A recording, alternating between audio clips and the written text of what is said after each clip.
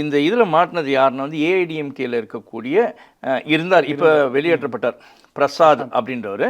அவர் வந்து என்ன பண்ணியிருக்காருன்னா, அவர் வந்து ஒரு இதில் நுங்கம்பாக்கத்தில் இருக்க ஒரு பப்பு நினைக்கிறேன். அந்த பப்ல தான் வந்து அவர் கூட வந்து அஜய் வாண்டியார், அப்புறமா வேற யாரோ பிரதீப்போ யாரோ ஒருத்தர், இவங்க எல்லாமே வந்து அங்கே இருந்திருக்காங்க. அங்கே இருக்கும்போது ஒரு கைகலப்பு நடக்குது, அடிதடியில் ஒரு பிரச்சனை நடக்குது.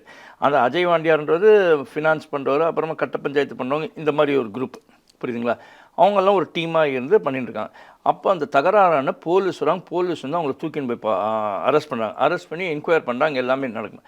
இவரை தூக்குனாங்க அப்படின்னு தெரிஞ்சோடனே இவங்க மேலே ஒரு வெளியிலேருந்துலாம் கம்ப்ளைண்ட்ஸ் வருது. என்னன்னா, அவங்க 2 பேர் மேலே என்ன அலெஜ் பண்ணுறாங்கன்னா வந்து, இவங்க வந்து ஜாப் வாங்கி கொடுக்குறேன்னு சொல்லிட்டு, கவர்மெண்ட்டில் வேலை வாங்கி கொடுக்குறேன்னு சொல்லிட்டு காசு வாங்கிட்டு ஏமாற்றிட்டாங்க அப்படின்றாங்க. இந்த கேசஸ்லாம் வந்துன்னா அவங்கள கூண்டாஸில் போடுறாங்க.